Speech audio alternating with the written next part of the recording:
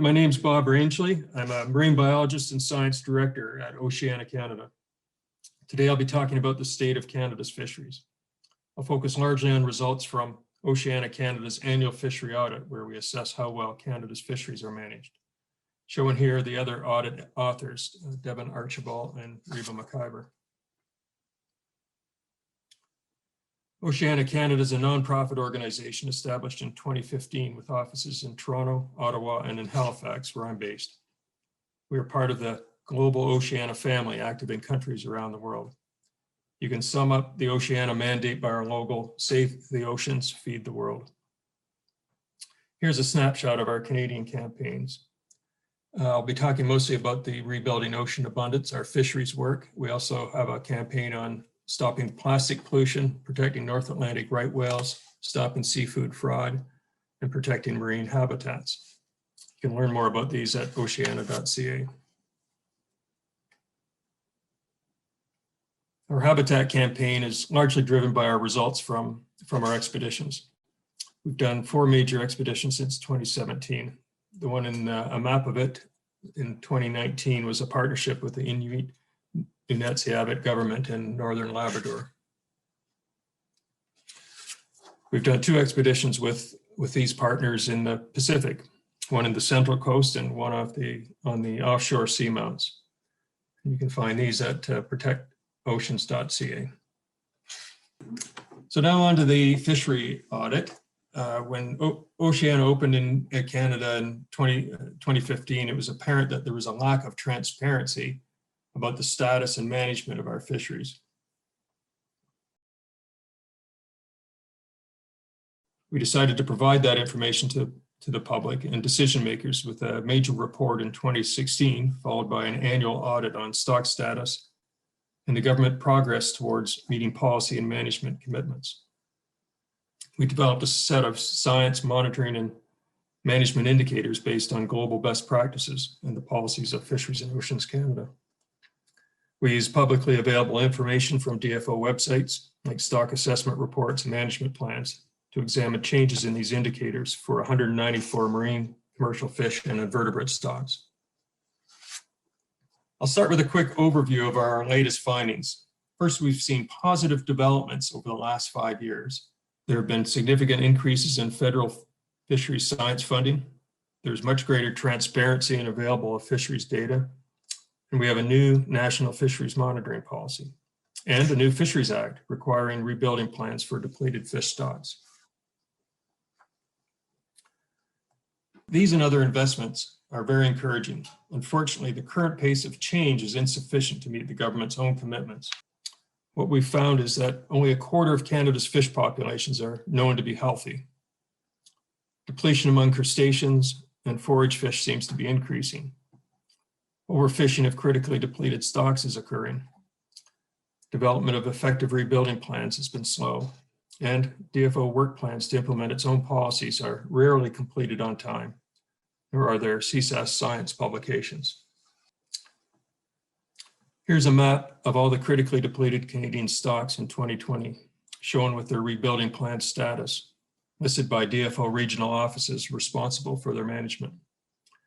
The check mark means there's a plan in place. The gear symbol in progress and an X shows those with no plan. It is clear that a lot of the critically depleted stocks are in Atlantic Canada and a lot are groundfish, but there's a couple of worrying trends we've seen since 2017. There are more of the economically valuable invertebrate stocks added to this list. I've just highlighted those in yellow, and more forage fish stocks have become critically depleted. You can see those highlighted in red. So here we show the stock status of the 194 fish stocks in Canada over the 4 years of the fishery audit. This plot shows the overall stock health status for the 194 fish stocks in Canada over the 4 years of the audit. Like I said, this is based on government data and the classification used in the precautionary framework. A healthy stock shown in green is one where the biomass is greater than 80% of the maximum sustainable yield or some proxy. Cautious zone is between 40 and 80% MSY, and the critical is less than 40%. Uncertain means the reference points to determine status have not been developed. So since 2017, we've seen a decrease in the percent of healthy stocks, down from about 35% to just over 26% in 2020. At the same time, the percentage in the cautious and critical zones have increased. The percentage of stocks that have an uncertain status has remained about the same over this period, which is surprising given federal government investments in science capacity to do more assessments and reference point development. We analyzed a number of science management and monitoring indicators in our fishery audit. The graph here shows the DFO precautionary approach framework. On the y-axis, you can see the removal rate, which is mostly fishery mortality relative to stock status. Health status is evaluated using reference points. So the limit reference point identifies the boundary between the critical zone and the cautious zone, where the critical zone here is where serious harm is occurring to the stock, and then here's the critical or the cautious zone. Well, the upper stock reference point is the boundary between the cautious and the healthy zone, the point at which stock is fully sustainable. So management must keep removals as low as possible when in the critical zone and decrease them if the stock starts to decline out of the healthy zone through the cautious zone, and we should stop fishing when we're in the critical zone. In our fisheries audits, we've seen significant improvement in the percent of stocks with limit reference points. So they've jumped from 53 to 60, almost 64% in the 4 years of the audit. So that's encouraging. But only half our stocks have an upper stock reference point, the boundary line to the healthy zone. Without identifying an upper reference point or target biomass in the healthy zone, it's hard to develop effective harvest rules for managing a stock for long-term sustainability.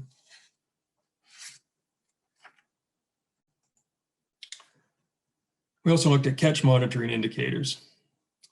We have them for most of our fisheries, but they were initially designed in the 1980s to deal with enforcement issues.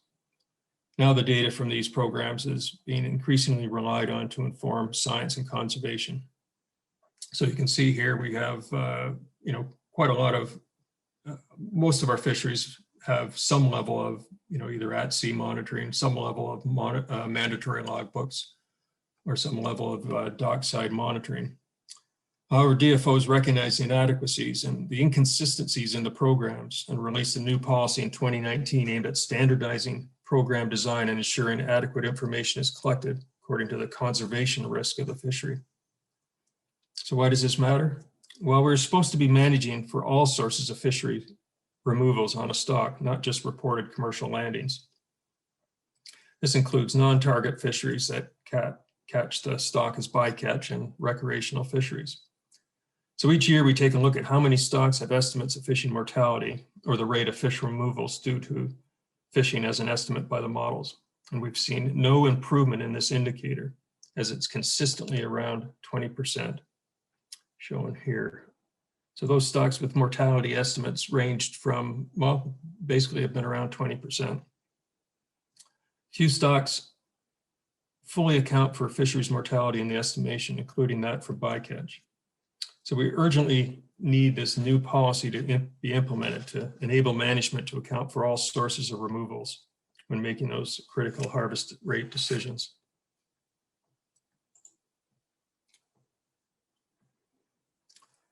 Canada's had a policy requirement to develop rebuilding plans for critical stocks for over a decade now. But as we can see here, few stocks have them. And despite increased focus in the last 4 years, there's been little improvement. So you can see in 2017, about 11.5% of our critical stocks had rebuilding plans, and that's only increased to 18.2% in 2020. This tardy progress might change now that we have an amended Fisheries Act that requires rebuilding plan development for stocks at or below their limit reference point. For now, the legislation doesn't apply to any stocks, as the regulations are currently only in draft form and can take years to enact. You can find those regulations under the Canada Gazette one at this website here. We must demand that regulations set clear targets and timelines for rebuilding stocks to healthy levels. So here we looked at annual landings by all the reported landings by stock and explored what percentage of each of these 7 taxa groups was coming from which health status zone. So we sorted them by flatfish, forage fish, ground fish, invertebrates, large pelagics, rockfish and redfish, sharks and skates. So you can see the percentage of annual reported landings and basically where those groups come from. The number of the volume is shown at the bottom. I'll just focus on one here, and it's the most startling finding that over 54% of forage fish annual landings are coming from critically depleted stocks. In Canada, most commercial fisheries for forage fish target 4 species: Atlantic mackerel, capelin, Atlantic herring, and Pacific herring. In terms of ecosystem function, of course, there are other very important forage species like shrimp and sand lance and Arctic cod. There's strong evidence that we should be leaving more forage fish in the ocean beyond what a single stock management would recommend. Forage fish are not only hugely important to the ecosystem, they're also a source of bait for some of our most lucrative fisheries like lobster and crab.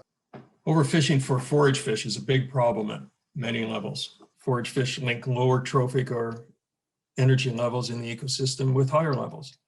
And commercial fish species rely on forage fish, so much so that for forage fish are estimated to be worth twice as much in the water as they are in the net, as reported by the Lenfast group. So globally, forage fish have about 5.6 billion direct value of the catch, and twice that if you look at what they support in terms of commercial catch of other species.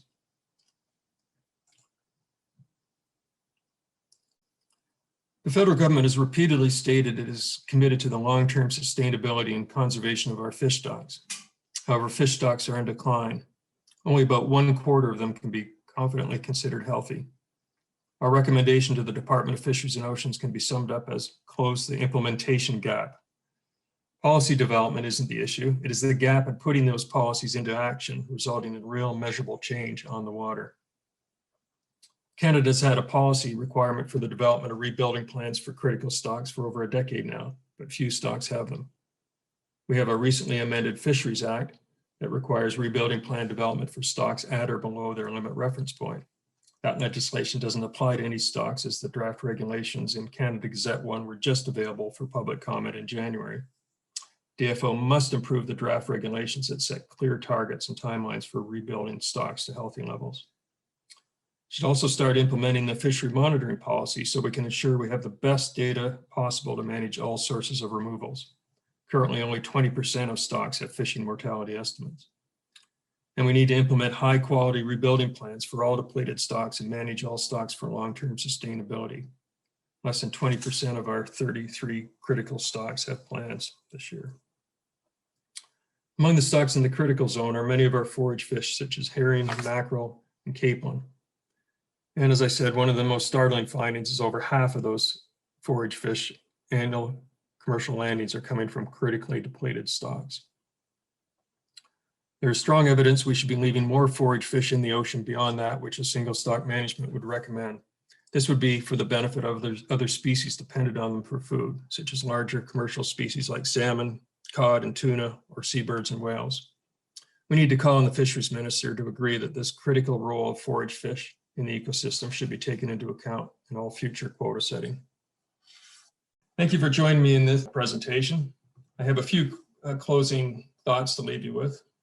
Oceana Canada's fishery audit uses basic stock information and evaluates the performance of the federal government against their commitments to improve fisheries management. It's largely a single stock focus. But moving towards ecosystem-based management is a must, as we see with issues such as forage fisheries. Other issues such as habitat loss, pollution, and climate change are impacting the health of our oceans. We must make sure that our actions take into account these threats if we are to unlock Canada's potential for an abundant ocean.